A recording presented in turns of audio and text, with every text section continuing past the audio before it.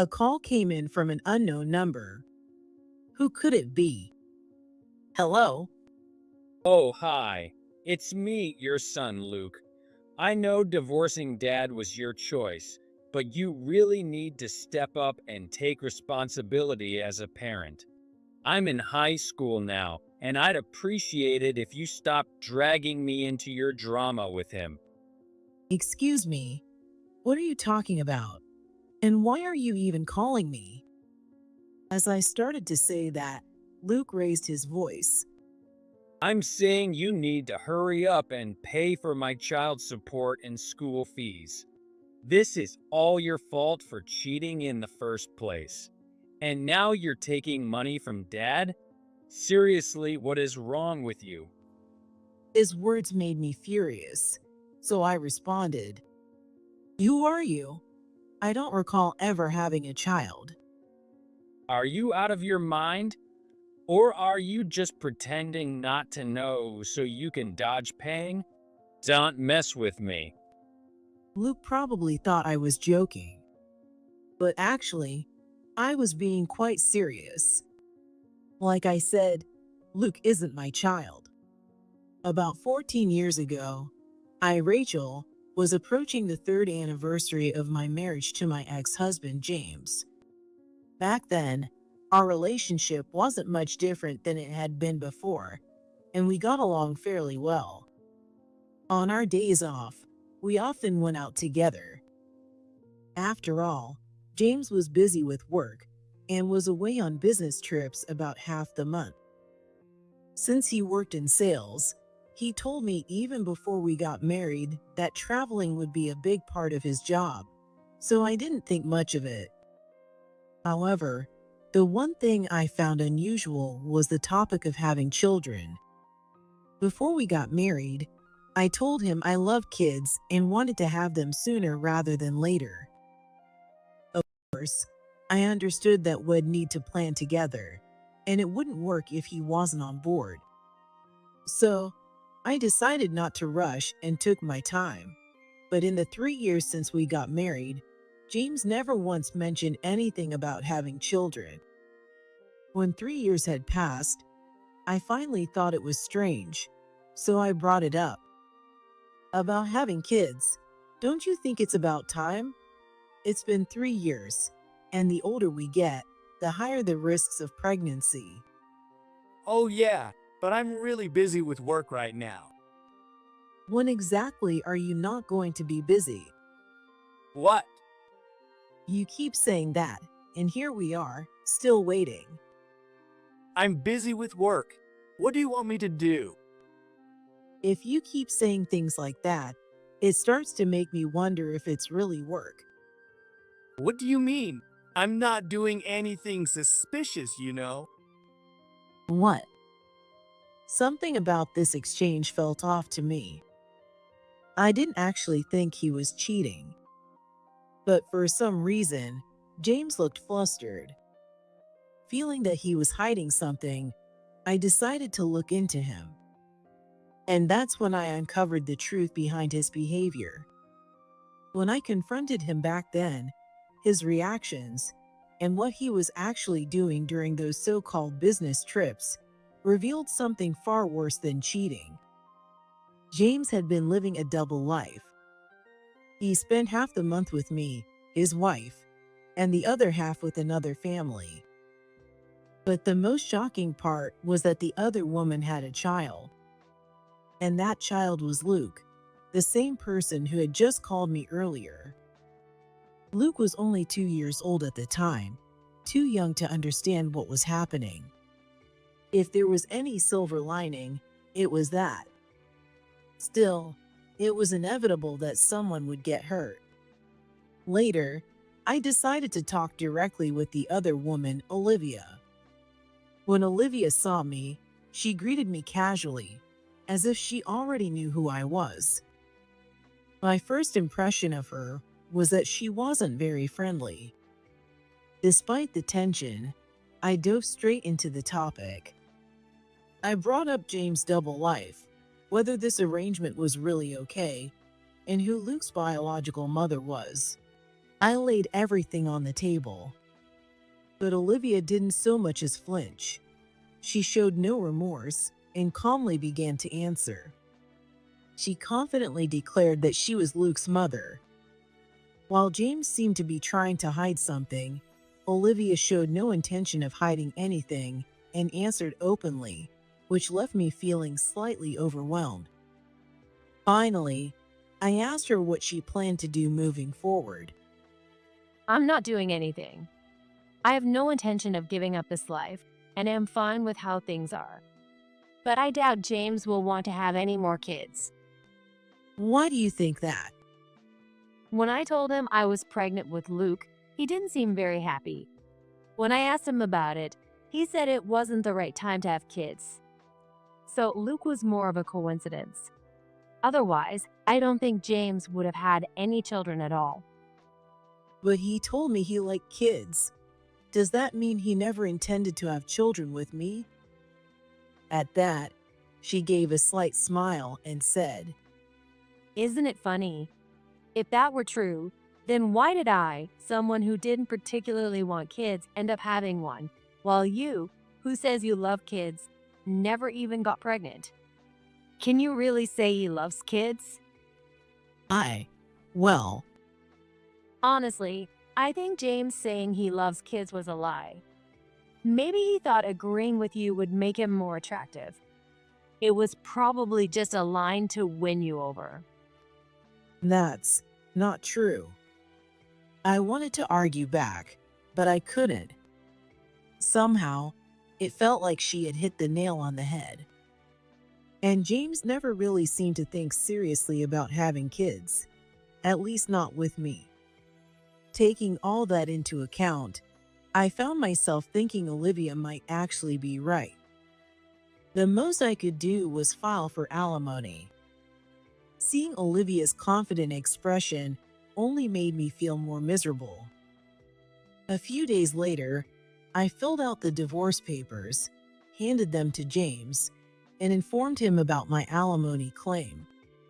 Perhaps Olivia had already told him about me, because James accepted the papers and the claim without any questions. In the end, why did he even marry me in the first place? That was the only thing left on my mind. On the day I packed my things and left the house, I asked him why he had married me. Why? Honestly, I don't really know. Really, if neither of us knows why we got married, then maybe we shouldn't have gotten married in the first place. Yeah, you're probably right. If we hadn't, you wouldn't have that mark on your record now. But hey, it is what it is. You loved me enough to choose me, right? So let's just think of it as a mistake for both of us. From now on, let's live better lives. Thanks for everything. Same to you. I'll make sure to avoid someone like you in my next life. And with that, our marriage ended. After becoming single again, I decided to make a fresh start. I changed jobs and moved out of state. Taking on everything with a new mindset turned out to be a great experience for me. Sometimes I would get logistical messages from James, but we never asked about each other's lives. I suppose neither of us was interested. James had started his life, and I had started my new one. Nearly 10 years had passed without any contact when, unexpectedly, a call came from Luke. I wondered what he could possibly want, and to my surprise, he demanded that I pay for his child support, tuition, and other expenses. Since Luke was James and Olivia's child, it was obvious I had no obligation to pay any of that.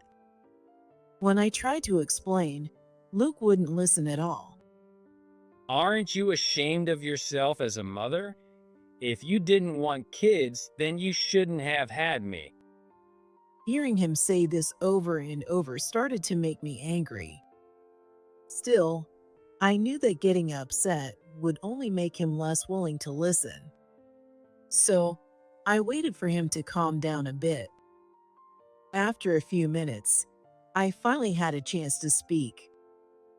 Can I say something now? First, I need to ask, how did you even get my number?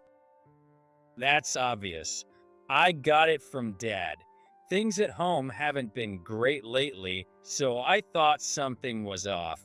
And now we've finally run out of money for my tuition and everything else. Because of that, I've had to start working part-time. Dad said it's all your fault.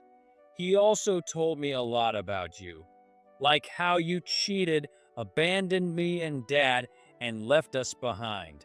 He even said you promised to pay money but never did. I never really asked him about the divorce before, but now I understand. It's all your fault. I see. I finally understood why Luke was so angry. If what James told him had been true, of course he'd be furious. But James had lied to Luke and even stirred him up against me. Hearing that made my blood boil with anger.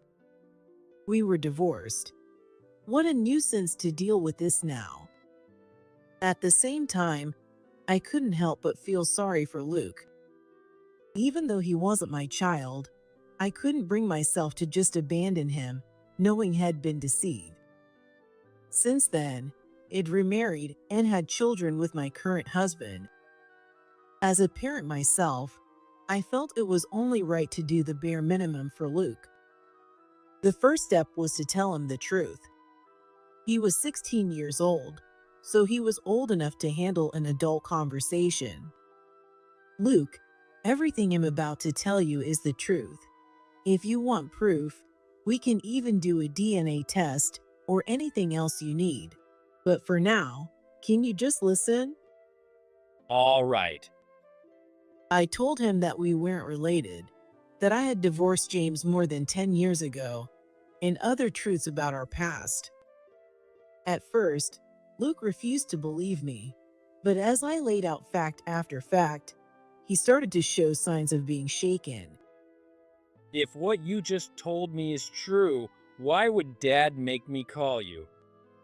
Luke, you said earlier that you're working part-time, right? What are you doing with the money you're earning? I'm giving it to Dad to hold on to.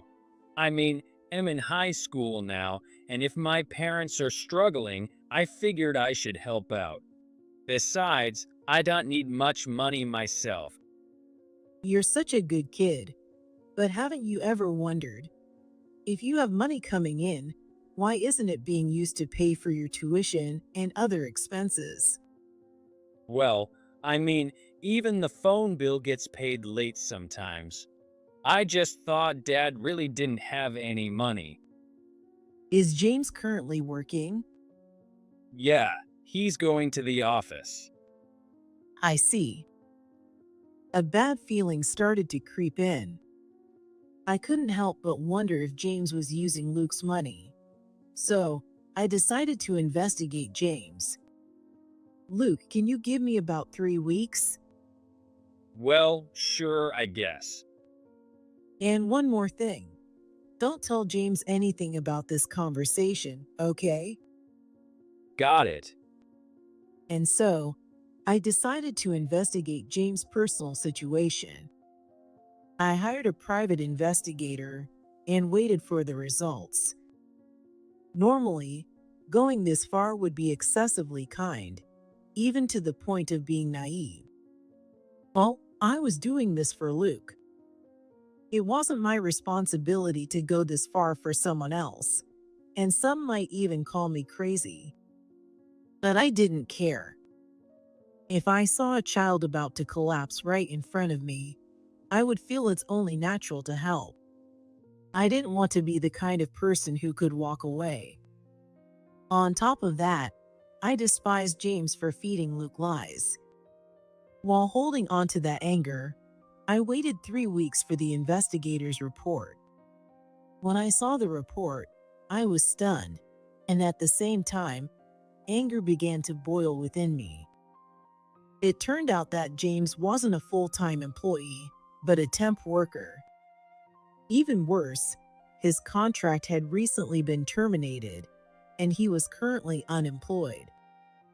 Apparently, he had been going to the job center but showed little motivation and spent most of his days gambling. Luke believed James was working just because he saw him in a suit, but the truth was, he was only pretending while supposedly job hunting. Moreover, there was no indication that James was making any serious effort to find work. What made James even worse was how he would easily apologize to Luke and act pitiful. This made Luke feel sorry for him and hand over all his part-time earnings. However, in reality, that money was being used solely for James' gambling and leisure activities. This was absolutely unacceptable. First, I needed to do something to improve Luke's situation, so I decided to call James' mother, Karen. It was lucky that I hadn't deleted her number from my contacts. Hello. Oh, Rachel. What's going on? It's been such a long time. Hello, Karen. It's been a while. There's something I'd like to discuss with you. Do you have a moment? I explained the current situation to Karen. The reason I reached out to her was that Karen and her sister, Sophia, were practically James' worst enemies. When we were married, this tension meant we didn't visit James' family often. After my divorce, I hadn't contacted Karen at all, but she seemed to believe that I left the marriage to pursue something I wanted and wasn't upset with me. I see. I'm so sorry. I never mentioned anything because I thought it would be better for you to hear it from him directly, but James was cheating. What? Hearing this, Karen's tone dropped. When I told her all the details, Karen let out an angry sigh over the phone. Oh, that makes sense now. So the reason I wasn't told about the birth was because it was the child of his mistress. James brought Luke over a few times, but he told me not to contact you because you had just given birth and didn't want to see anyone. After giving birth, women can be emotionally vulnerable, and sometimes they even develop mental health issues. So I thought it was best not to reach out and left you alone. When I heard your reason for divorcing him, I felt bad but didn't know how to get in touch with you. I see. But now Luke stops by occasionally, and I'm happy to see him. He may be the child of an affair, but he's not to blame for that. I intend to stay on his side no matter what. That's just like you, Karen. It's a relief to hear that. Actually, I called because I have a favor to ask. Could you take care of Luke? Of course. I can't believe James was using the money Luke worked so hard to earn for gambling. That man needs a serious wake-up call. I'll leave that part to you. But I'm worried Luke is so focused on supporting James that he's throwing away his own future. Please, let him live freely and grow up in a better environment with you and your family. Karen assured me she would do whatever it took to take care of Luke, and with that, his situation was resolved. Now, the only thing left to deal with was James. I contacted him a few days later and arranged to meet. I was still furious about the lies he had told. When James showed up at the cafe at the appointed time, his appearance had completely changed, looking worn and untidy unlike before. I never thought I'd hear from you. By the way, you've aged. Well, whatever. So, this is about Luke, right? You already know then. That makes things quicker. What were you thinking when you made him call me? What was I thinking? I just did it out of desperation. Lately, I've been totally broke. I got caught doing something shady at my last job and had to quit. Then Olivia suddenly left and everything's been slipping away from me. Oh, but my mom and Luke still think I'm going to work every day. As long as you act apologetic, it's easy to fool everyone, isn't it? Luke's your kid. Don't you feel bad for him? He's a great son who gives me money. You don't find sons as considerate as him. Really? Well, that's a relief. You just admitted everything in front of them. What do you mean? From the seats behind me, 3 people stood up and walked over to our table. What? You're seriously the worst. We heard everything you just said. Even at your age, you haven't changed a bit, have you? You're a disgrace as a human being. It was Karen, Sophia, and Luke. To make them fully understand the truth, I needed them to see James' true nature firsthand. James started panicking visibly, unable to string words together properly. As everyone scolded him, James glanced at me repeatedly, as if silently begging for help. Don't bother with that face. You need to accept everything you've done and fully understand what a worthless person you've been. And so, this incident finally came to an end. Afterward, James continued to face relentless criticism from everyone and was eventually forced to find a job. The job was arranged by Karen's husband and involves manual labor. Everyone agreed to send James off, hoping it would straighten him out. Karen's husband also instructed the company to deduct part of James' wages as child support. The money goes to Karen and is used for Luke's tuition and other school-related expenses. Luke has been living with Karen and her family since then. Having lost all respect for James, Luke has reportedly been treating Karen's family with kindness and gratitude. No matter what, Luke seems to be a truly kind-hearted boy. I'm still unsure if the actions I took were the right ones, but I believe things have certainly improved compared to before. I genuinely hope Luke finds happiness.